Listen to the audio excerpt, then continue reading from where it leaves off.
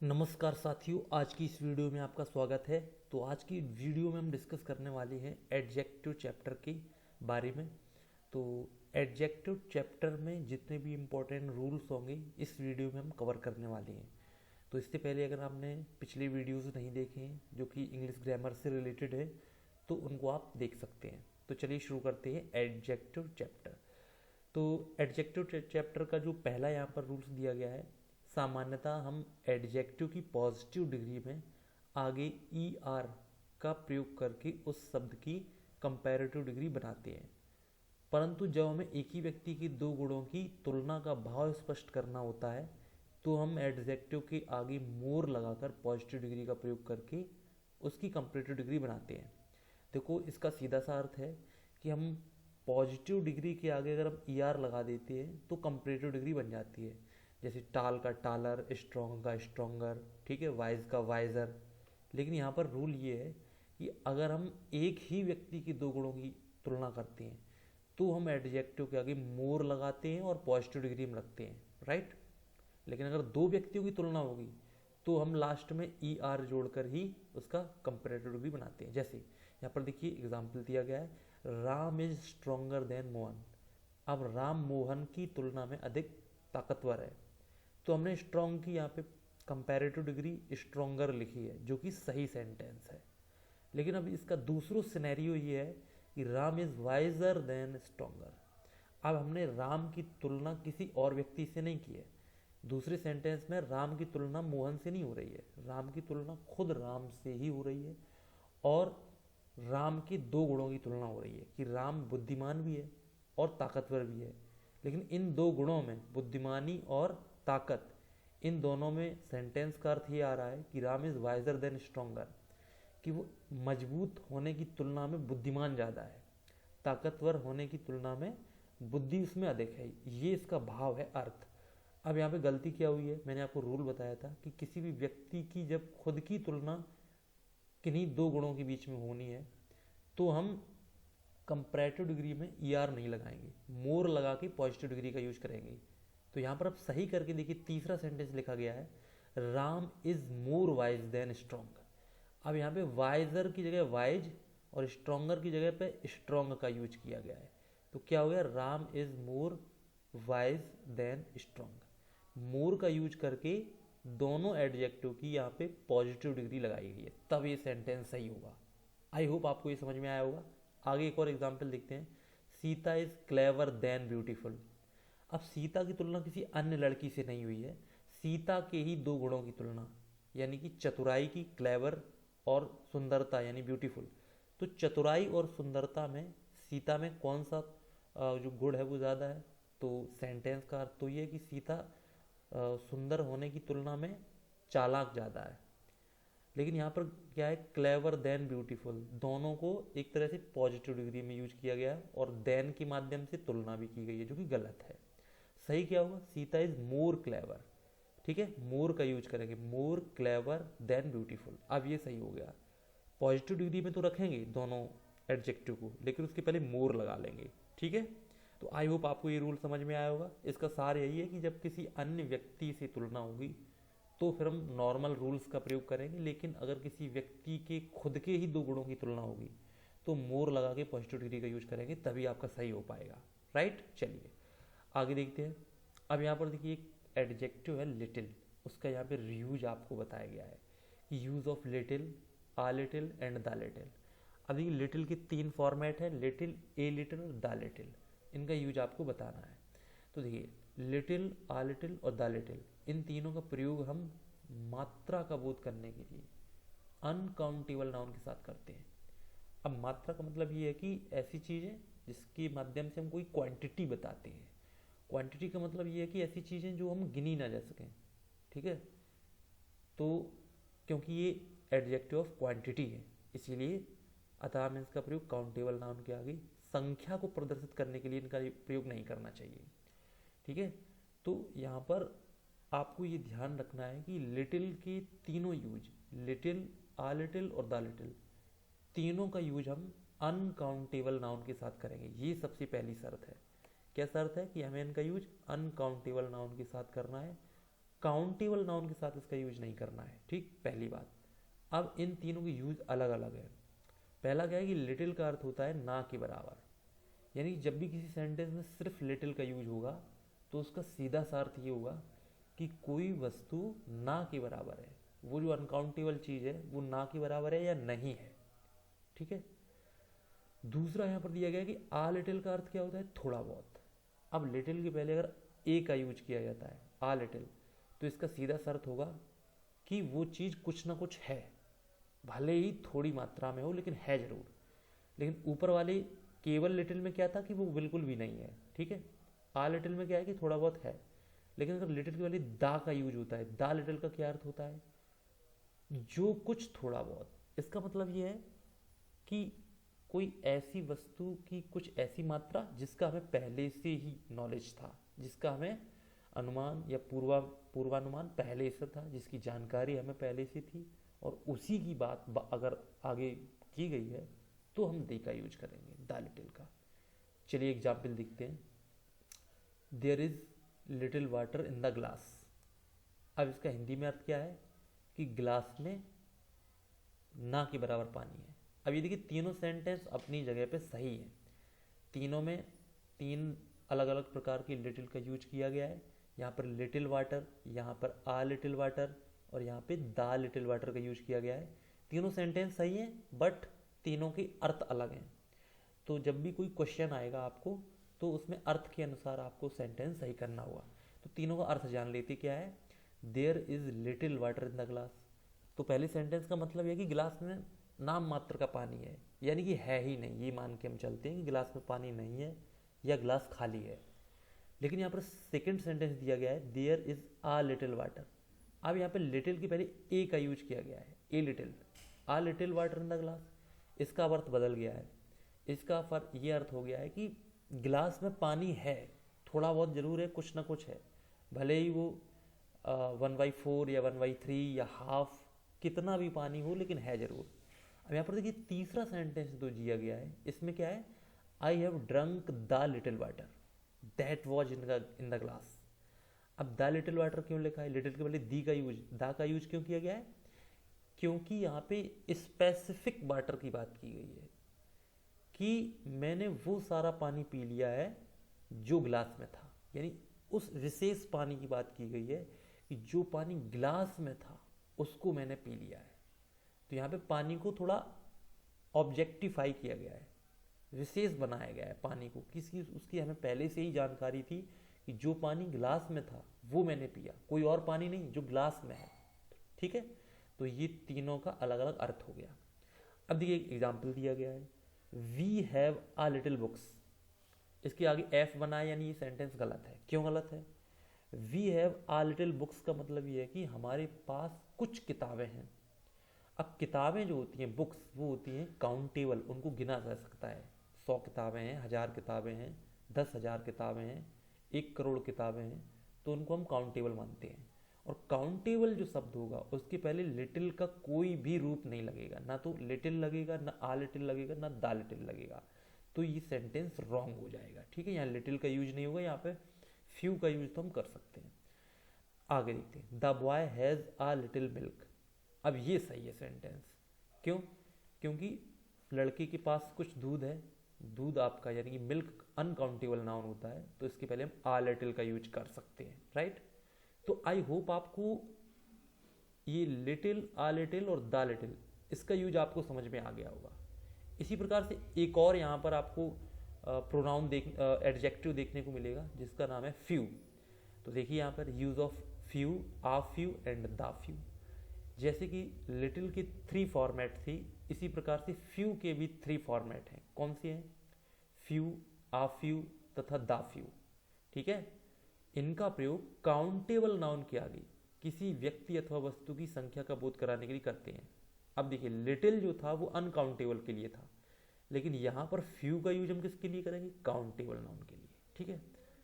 अतः हमें इसका प्रयोग अनकाउंटेबल नाउन के आगे मात्रा को यानी कि क्वांटिटी को प्रदर्शित करने के लिए नहीं करना चाहिए। यहां पर ये बात बिल्कुल अच्छी तरह से समझ लीजिएगा कि फ्यू का कोई भी रूप काउंटेबल नाउन के आगे लगेगा, लेकिन अनकाउंटेबल नाउन के आगे कोई भी रूप नहीं लगेगा। तो इसमें भी 3 रूल हैं। ये एक तो फ्यू है, एक आ फ्यू है और एक दा फ्यू है। तीनों के अलग अलग अर्थ हैं। फ्यू का अर्थ होता है ना के बराबर, यानी कि किसी सेंटेंस में अगर फ्यू लगा है तो इसका मतलब है उसके पास जो भी चीज़ें हैं वो ना के बराबर है या नहीं है। आ फ्यू का अर्थ होता है थोड़ा बहुत। अगर आ फ्यू यूज किया गया है तो इसका मतलब ये है कि कुछ ना कुछ है, भले ही कोई वस्तु 2 हो, 4 हो या 1 क्यों ना हो, लेकिन आ फ्यू लगा है तो वो कुछ ना कुछ है। दा फ्यू का अर्थ होता है जो कुछ थोड़ा बहुत। इसका मतलब ये है कि दा फ्यू वहीं लगेगा जब किसी स्पेसिफिक कोई वस्तु की बात की जाएगी जिसकी जानकारी हमें पहले से ही है। जैसा कि द लिटिल की सेंस में हमने यूज किया था, यही उस पर द फ्यू का भी यूज होगा, लेकिन यहाँ पे काउंटेबल में होगा। जैसे यहाँ पर देखिए एग्जाम्पल दिया गया है, the teacher was angry with the students because there were few mistakes in homework. इसके आगे एफ बना है, इसका मतलब ये गलत है। क्यों गलत है? देखिए, the teacher was angry with the students, teacher students के साथ नाराज था। क्यों नाराज था? Because there were few mistakes in the homework. अब देखिए उसका मतलब नाराज ये था क्योंकि होमवर्क में मिस्टेक थी, लेकिन गलती क्या है? मिस्टेक, यानी गलतियों को गिना जा सकता है। और फ्यू मिस्टेक लिखा हुआ है। क्या लिखा हुआ है? Few mistake. अब फ्यू मिस्टेक का मतलब तो ये है कि ना के बराबर गलतियां थी, यानी कि गलतियां थी ही नहीं। अगर कोई भी गलती उसके होमवर्क में नहीं थी तो टीचर कैसे नाराज हो सकता है? इसका मतलब ये है कि उसके होमवर्क में कुछ ना कुछ गलतियां जरूर होंगी। तो हमें फ्यू का यूज नहीं करना, हमें आ फ्यू का यूज करना है। फ्यू से पहले हमें आ का यूज करना होगा, आ फ्यू मिस्टेक। इसका मतलब कि कुछ ना कुछ गलतियां होमवर्क में थी, इसलिए टीचर नाराज हुआ। तो आ फ्यू का यूज होगा, इसलिए ये गलत है। एक और सेंटेंस देते हैं, I have few pens but I can not lend them to anyone. इसका हिंदी में अर्थ है कि मेरे पास कुछ पेन हैं लेकिन हम उनको किसी को नहीं दे सकते हैं।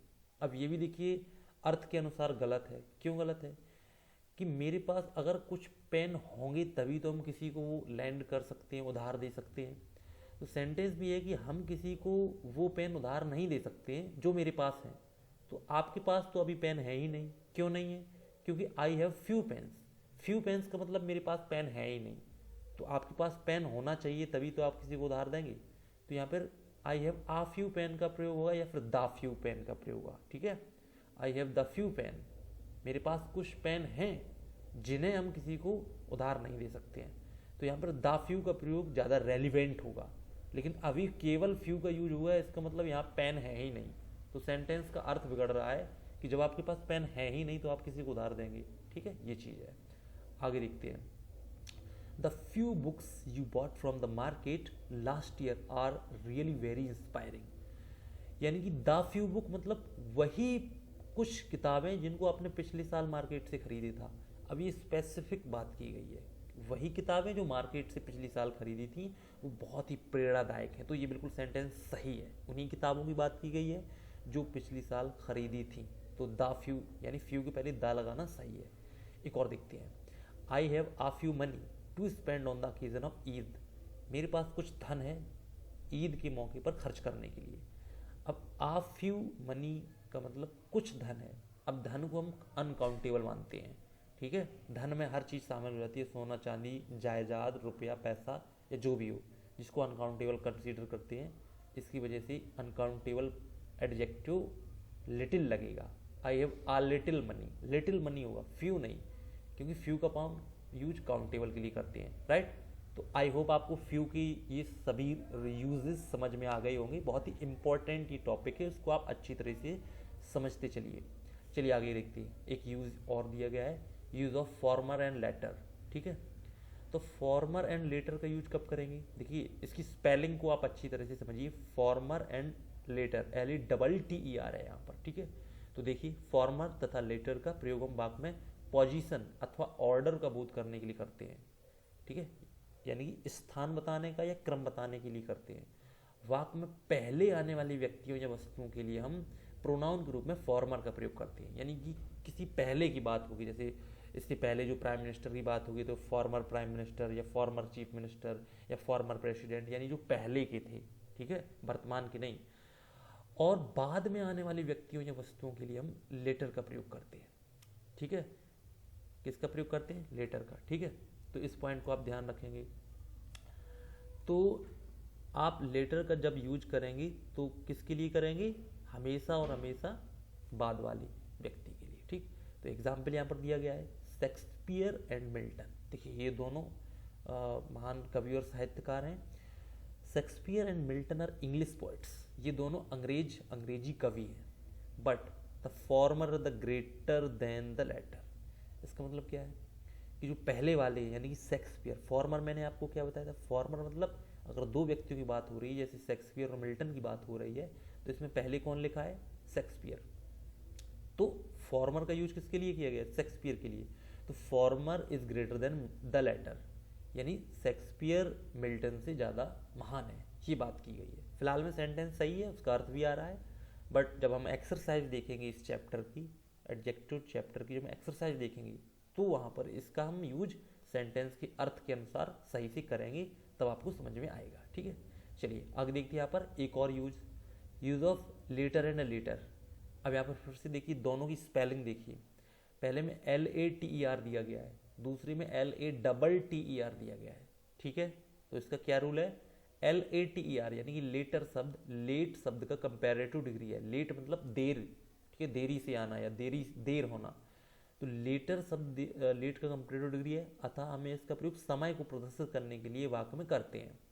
यानी जब भी हम किसी को लेट करते हैं, कोई देरी से आता है, किसी की देरी का हम जब भाव व्यक्त करते हैं तो LATER का यूज करते हैं, जबकि LATTER लेटर का प्रयोग हम किसी वस्तु या वस्तु की स्थिति बताने के लिए करते हैं, यानी बाद की स्थिति जब किसी की बतानी होगी तो LATTER लगाएंगे। लेकिन LATER का यूज टाइम को प्रदर्शित करने के लिए करते हैं, जैसे the boy came later than my friend.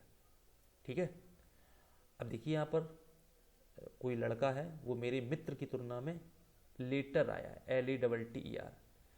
तो यहाँ पर आने की जो बात की गई है, ठीक है, कि मेरे मित्र की तुलना में बाद में आया है। ठीक है, तो यहाँ पे समय का यहाँ पे भाव व्यक्त किया गया है, इसलिए ये फॉल्स सेंटेंस हो गया। ठीक है, लेकिन ये सही करके लिखाया गया, the boy came later than my friend, यानी जो लड़का है वो मेरे मित्र की तुलना में बाद में आया है। तो ये समय का यहाँ पे इस सेंटेंस में भाव प्रदर्शित किया गया है, इसलिए LATER का प्रयोग करना पड़ेगा। ठीक है, एक और एग्जाम्पल देखिए, अच्छा एग्जाम्पल है, rice and milk are good source of energy.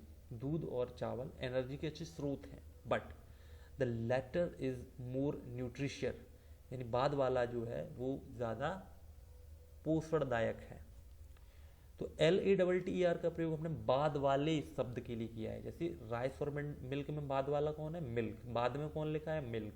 तो मिल्क के बारे में कहा गया है कि लेटर इज मोर न्यूट्रिशियस, जो कि बिल्कुल सही है। लेकिन अगर हम LATER हम करते थे, जैसे यहाँ पर हम T एक मिटा देते, LATER अगर यूज करते तो ये गलत हो जाता, क्योंकि यहाँ पे समय का भाव अगर अर्थ आने लगता कि rice and milk are good source of energy, ये दोनों अच्छी एनर्जी के स्रोत हैं, लेकिन जो लेट आया है, जो देरी से आया है, वो ज़्यादा न्यूट्रिशियस है, तो अर्थ बिगड़ जाएगा। देरी से आया का मतलब यहाँ पे कोई मतलब नहीं है।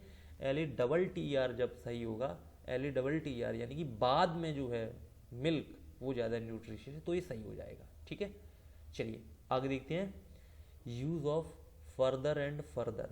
अब देखिए स्पेलिंग में फिर से देखिए डिफरेंस है, FARTHER फार्दर और ये FURTHER फर्दर, इनमें क्या अंतर है। फर्दर का प्रयोग हम अधिक दूरी प्रदर्शित करने के लिए करते हैं, क्योंकि ये फार शब्द का कंपैरेटिव डिग्री है। फार मीन्स दूर, FAR, फार को हम कंपैरेटिव डिग्री में जब यूज करेंगे तो फार्दर होगा, FARTHER। जबकि फर्दर, FURTHER का प्रयोग हम वाक्य में अतिरिक्त का भाव व्यक्त करने के लिए करते हैं, यानी अतिरिक्त मतलब एक्स्ट्रा, के अलावा का जब अर्थ आएगा, यानी कि अतिरिक्त का जब अर्थ आएगा तो FURTHER का यूज करेंगे। राइट, दोनों का अर्थ आप अच्छी तरीके से वाक्य में समझेंगे, उसके बाद यूज करेंगे। जैसे यहाँ पर एग्जाम्पल दिया गया है, Delhi is further than Kanpur. इसका हिंदी में अर्थ ये आना चाह रहा है कि दिल्ली कानपुर से ज़्यादा दूर है। जब हमें दूरी का भाव व्यक्त करना है तो हमें FURTHER फर्दर का प्रयोग नहीं करना है। Farther, Delhi is FARTHER than Kanpur, ये दूसरा वाला सही होगा, Delhi is farther than Kanpur, Delhi Kanpur से दूर है, ये सही है। क्यों, क्योंकि यहाँ पे FARTHER यानी कि दूरी का जब हम कंपेरेटिव डिग्री बनाते हैं, दूरी प्रदर्शित करना चाहते हैं, तो हम FARTHER का यूज करेंगे, FURTHER का नहीं। चलिए एक और देखते हैं। He made no farther mistake, इसका मतलब ये है कि उसने बाद में कोई अतिरिक्त मिस्टेक नहीं की, गलतियां नहीं की, या उसने बाद में कोई गलती नहीं की, कोई अलावा इसके अलावा और कोई गलती नहीं की। तो FARTHER का यहाँ पे यूज गलत है, क्योंकि यहाँ दूरी का कोई सेंस नहीं बन रहा है, जबकि यहाँ पे जो मीनिंग दी गई है वो FARTHER यानी कि दूरी वाली जो मीनिंग दी गई है। अब हमें फर्दर का यूज करना होगा। He made no further mistakes, FURTHER का मतलब कोई अतिरिक्त गलती नहीं की, तो यहाँ पे दूसरा वाला सही होगा। तो बस दोनों मीनिंगों का जो यूज है वो आपको हिंदी में अर्थ के अनुसार करना होगा, राइट। एक और एग्जाम्पल देखते हैं। ही फर्दर सेड दैट, उसने आगे कहा, तो ये तो बिल्कुल सही है। यहाँ पे कहने में कोई दूरी का कोई सेंस नहीं होता है, तो फर्दर ही लगेगा। He further said that we wanted to do something to ameliorate the miserable condition of the farmers in India, कि हम देश के किसानों की कंडीशन को सुधारने के लिए कुछ कदम उठाएंगे, ठीक। तो ये सही है, इसमें कोई गलती नहीं है। लेकिन अगर हम FURTHER की जगह FARTHER कर देते तो गलत हो जाता, क्योंकि वहाँ पे दूरी का अर्थ आने लगता। लेकिन अभी यहाँ पर क्या अर्थ आ रहा है? ही फर्दर सेड दैट, उसने आगे अतिरिक्त और क्या कहा कि वो दयनीय दशा किसानों की सुधारना चाहता है, ठीक है। तो इस वीडियो में हमने बात की कुछ इंपॉर्टेंट एडजेक्टिव के रूल्स से रिलेटेड, जिसमें कुछ इंपॉर्टेंट रूल्स आपको बताए गए, डिस्कस किए गए। आई होप आपको ये वीडियो पसंद आएगा, और मिलते हैं फिर नेक्स्ट पार्ट में, जो कि एडजेक्टिव का एक और पार्ट होगा। तब तक के लिए नमस्कार।